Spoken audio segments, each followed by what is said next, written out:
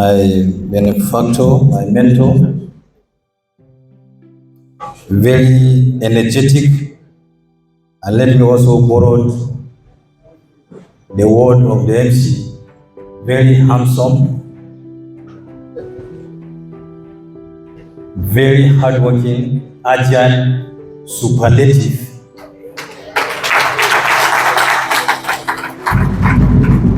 A man with the required and desired patriotism, a man whom God has chosen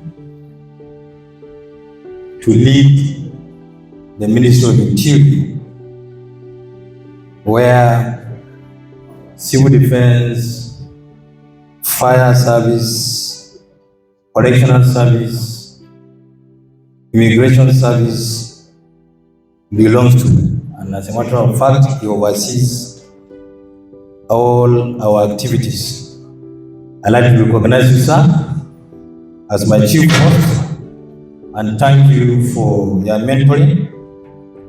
I'd like to also recognize my chairman of the occasion, the National Security Advisor, ably presented by my brother, Major General Laka. I like to also recognize my royal father, who is serving as the royal father of the day, the Emir of Shabu, His Royal Highness. As a preamble, sir, I start this way.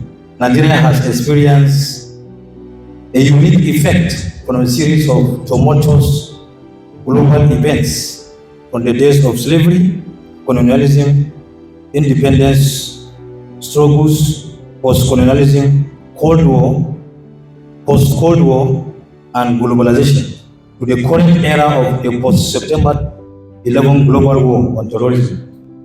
Each of these cataclysmic events has affected our security landscape in a peculiar way, leading to emerging security threats such as terrorism, cyber crimes, including cyber prostitution, organized transborder crimes, which have over time intertwined and confounded the nation's security situation. This obviously necessitates a critical interrogation of those criminal activities trying to impact negatively on our national landscape. This process is, in my view, must involve adequate research and institutionalization of programs that aim to provide solutions to those issues. Understandably, some of the institutions of learning have commenced programs leading to award of various academic degrees in the field of instructional materials to adequately guide such studies. In line with our peculiarities, having realized this, sir, myself and the president of International Academy for Gender and Peace, Mr. Chairman, sir, and my minister, my partner, who is serving as the co-authored person, is a professor of peace, gender, and security studies, and is presently is the president of the Academy for Gender and Peace, International Academy for Gender and Peace.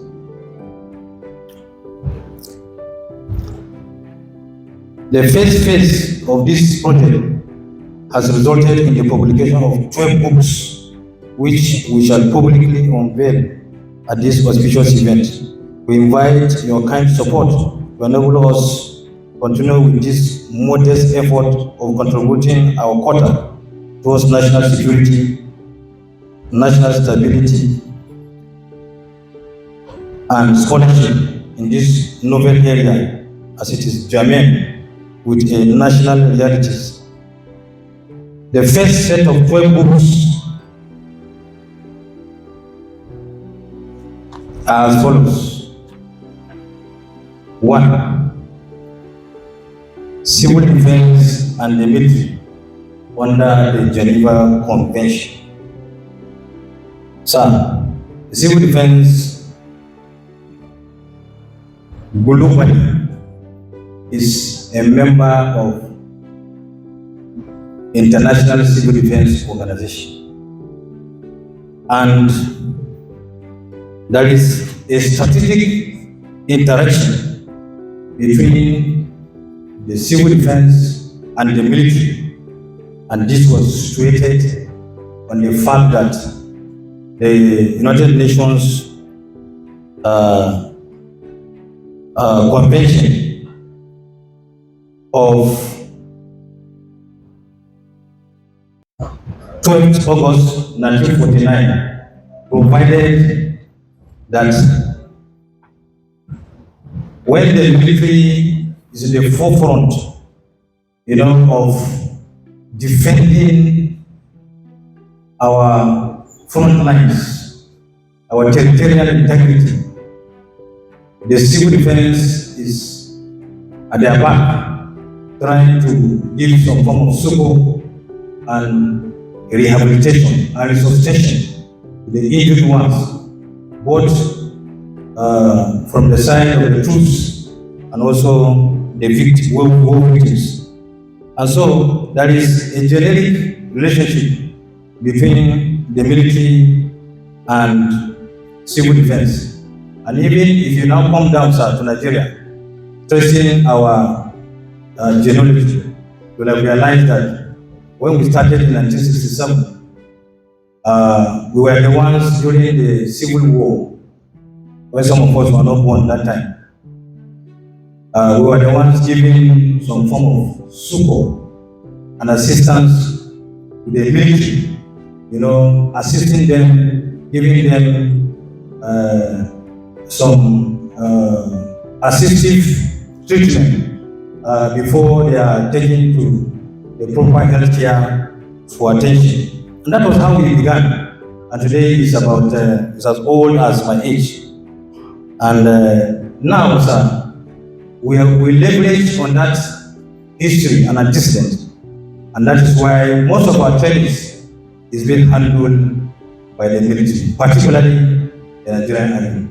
And so this book is written to really look at the nexus and the interconnectivity between the military and the civil defense. That is for, and this civil defense and military under the Geneva Convention, the foreword was written by the Chief of Defense Staff, Darren Musa. By the time you get the book, you will have seen what he has written there and he signed. Next one, sir. Critical dictates of international humanitarian law and the deployment of civil defense. Now, there's another aspect of civil defense that is really not seen in Nigeria as part of the function of civil defense. Humanitarian services. Civil defense globally, if you go through the Geneva Convention, it is clearly stated that civil protection should be handled by civil defense. And when you talk of civil protection, you are talking about displacement of civilians, either as a result of natural disaster or as a result of conflict. And so this book also is really worked or put together to a kind of show or proof or identify to the world that yes, civil defense in Nigeria is also doing her best to make sure that we live up to the global best practice. Next one, readings on Nigeria's national security. This book is viewed national security, the importance of psychopathology in understanding and preventing terrorism, among several others. We try to give a very empirical analysis of issues that have threatened the corporate existence of our country, issues of this conflict that we are facing. This is the first time that we feel really that this country is facing a very serious conflict, and that conflict is asymmetric in nature. An asymmetric conflict can result, can metamorphose into other conflicts, just as we are seeing how it's manifesting is really its ugly face, metamorphosing into banditry, kidnapping, terrorism, and so on and so forth. Next one is peace, conflict, and human security. It is often said, sir, that absence of security is insecurity, while the presence of peace is security. And putting these two components together, will give rise to development.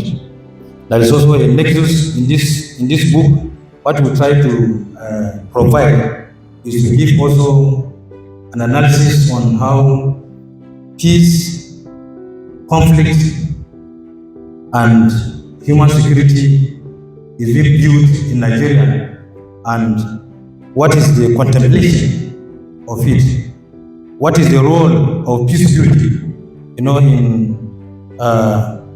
providing solutions to our problems. Next one is international cooperation against trafficking in persons. Now this, why we make the National Security Advisor to the chairman, is because virtually all the books are centered around security. Virtually all the books are centered around security. Now this one has to do with human trafficking. We all know that we have also seen really that in perspective, a lot of issues have come up relating to these crimes, and one of it is trafficking in person, where you see people, recruiting small children to traffic them abroad. It is now also a transborder crime, and we looked at it and we are able to give a concise insight on how these issues are looked for, and we are able to provide some recommendations as solutions for how we can comb these governments. As a matter of fact, by the time you have the book, you will have seen how we are able to make most of the analysis and our collaboration, quoting authors, citing references, and what have you. Next one is terrorism and threats to food security in the Lake Chad region. This is where we also took our time, and what I did here, sir, is to look at the fundamentals of the background that actually resulted to these issues that has to do with this crime, this terrorism. Then in my analysis, I have come to realize that out of this about 63 years of existence of this country, you will have seen that over 30 to 39 or 40 years has been dominated by military juntas. And perhaps that has made us to develop a psyche,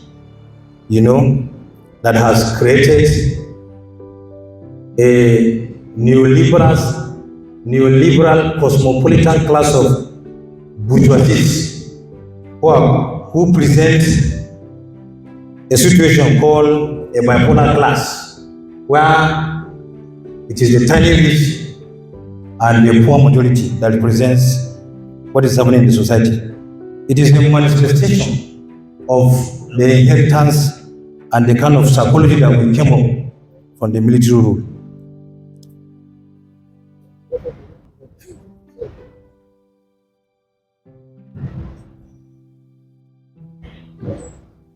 We are, sir, in this book, what we also did is that we trace actually the antecedents and the evolution of most of these conflicts, like the Boko Haram.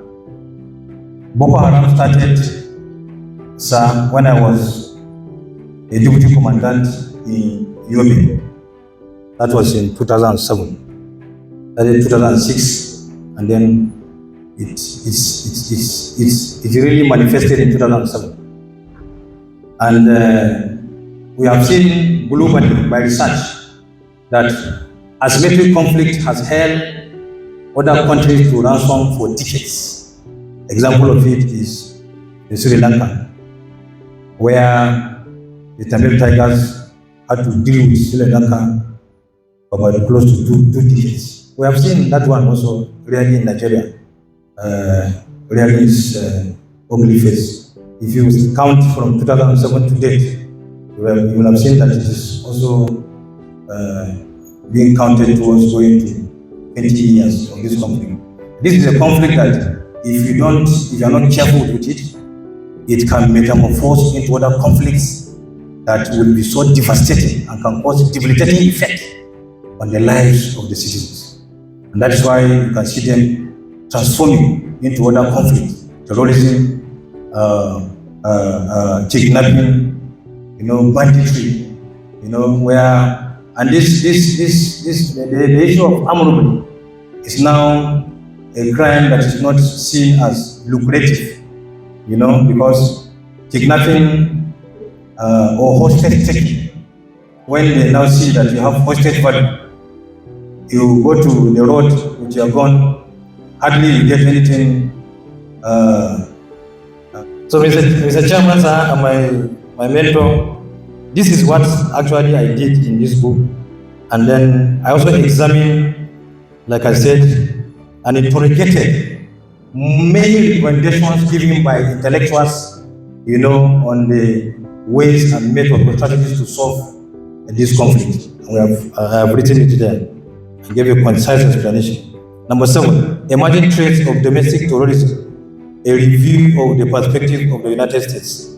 If I want to discuss this book, it will take us the whole day, because I will have to go globally to discuss the involvement of the Western imperialist nations in their interference in the continuation of conflict in Africa.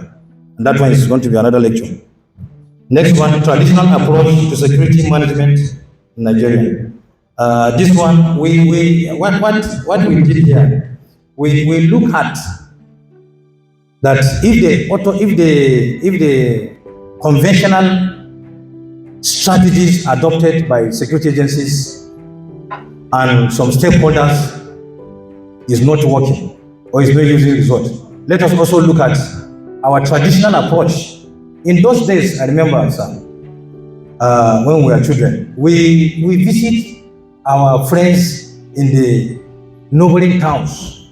We even tried, we use bicycle, ride bicycle to go and play. No matter the time, we will come back to our village, nothing will happen. That is one. Secondly, also in those days, any visitor that comes to a village or a town or a district, the district officer, the district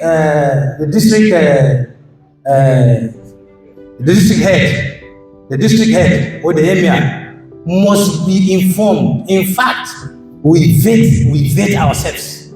We ask questions. You are from which village? I'm from social village. What did you come to do here? I have come to do society. But today, sir, that one has gone. All our core values, our virtues, all have disappeared. And that's why today it is very easy for the criminals to enter into a city and hibernate, for certain time, and then get some collaboration and connivance and collusion with the insiders and stage any crime they want to do, especially the issue of kidnapping. From our analysis and from the conduct of the research that we did, the result given to us by our research assistants, it has been proven, sir, that no kidnapping has occurred in any town or city without involvement of an insider. there must be an insider involvement.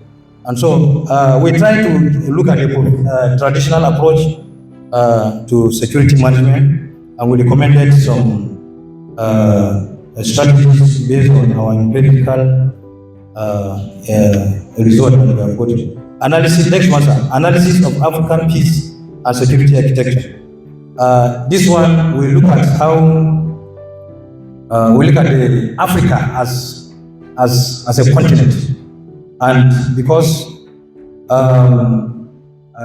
myself and my intellectual friend are actually Pan-Africanists in nature, and so we are concerned with these emerging threats of this security, in Africa, and we have realized really that yes, these issues are not being solved in Africa. In fact, one issue is covered, and going forward, you will see that the issue will be metamorphosed into another conflict. And so we have looked at it empirically, and we have also suggested some solutions. Next one is regional security cooperation in the Sahel. Now, sir, what we did here is that we look at within the context of Africa and our sub-region. We have seen really that yes, most of these conflicts are within the Sahel region.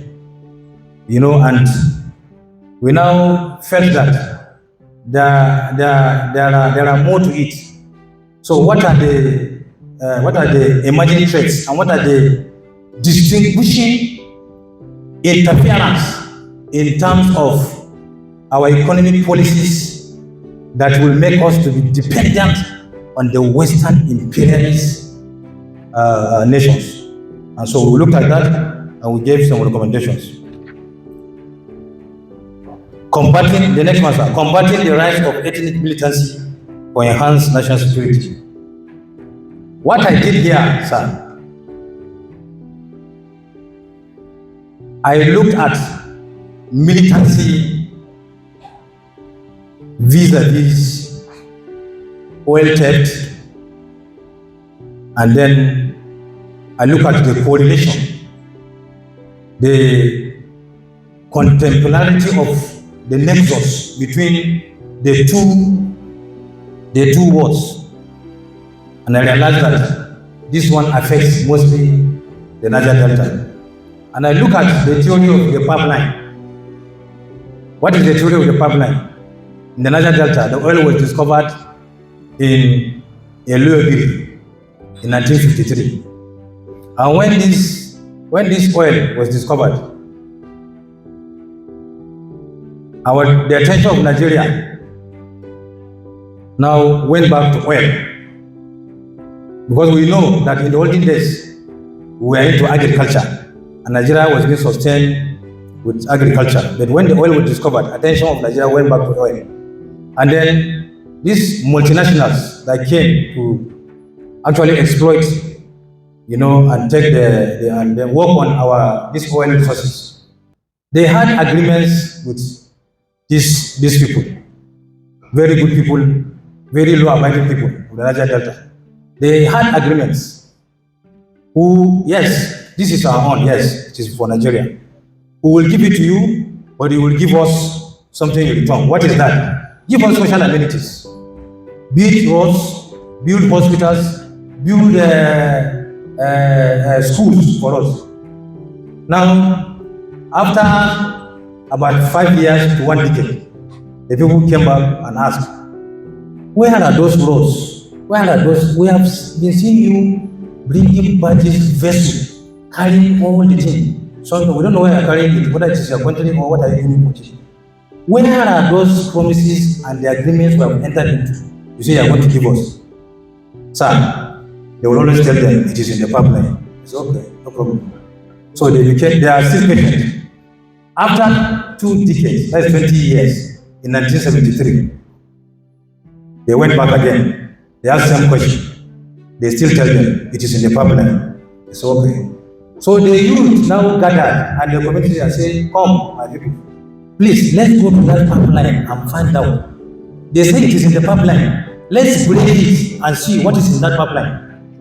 That was the history of pipeline vandalization in the Niger Delta. So they went, broke it, and then they started seeing something oozing out. They started taking from 1 gallon to 1 jerrycan, from 1 jerrycan to 1 drum, from 1 drum to 1 trailer, from 1 trailer to 1 barge, from 1 barge to 1 vessel. That was how the thing started, and it has been escalated to this level. So in this book, I try to empirically contest these issues surrounding vandalization and look at the empirical root cause and the immediate cause of involvement of these our people from Niger in the issue of militancy and oil pipeline vandalization. We are able to also provide some panaceas, some strategies and some methods of coping it. Of course, by the time you have the book and you are glancing through it, you will see what we will have done. Next one, sir. Standard curriculum for the teaching of, that is the last one, for the teaching of programs leading to the award of degrees of Master of Science and Doctor of Philosophy in Gender and Security Studies across universities. Because I have a bias in peace, gender, and security studies, and my intellectual colleague is a professor of peace, gender, and security studies. We have seen that really in the whole country, there is no curriculum so designated and approved that has the contents of staging this program, MSc and PhD in peace, security, peace, gender, and security studies. And so we decided to come up with this curriculum. And we recommend, we have sent it to a lot of universities, and the center has actually worked on it very well, and it has been distributed. And today we say we should make it part of our launching. With this, sir, I did not intend to deliver the book review lecture of those who are going to review the book. But I just decided to give a concise,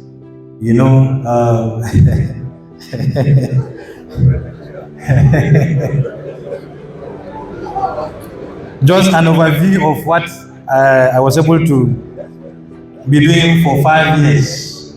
Myself and my colleague. Distinguished guests, ladies and gentlemen, we invite all well-meaning individuals and compatriots to support this noble project, as we believe that we are all indebted to our country.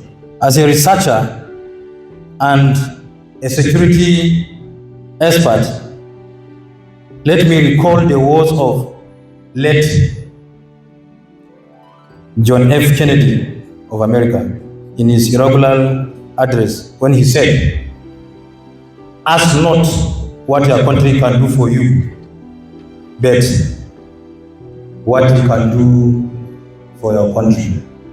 Distinguished guests, ladies and gentlemen, let us all reflect on those profound words. Once again, I warmly welcome you to this historic event, where we shall all determine what we shall individually and collectively do to make our country greater. God bless Nscdc. God bless the Ministry of Interior, and God bless Nigeria. And God bless you. Thank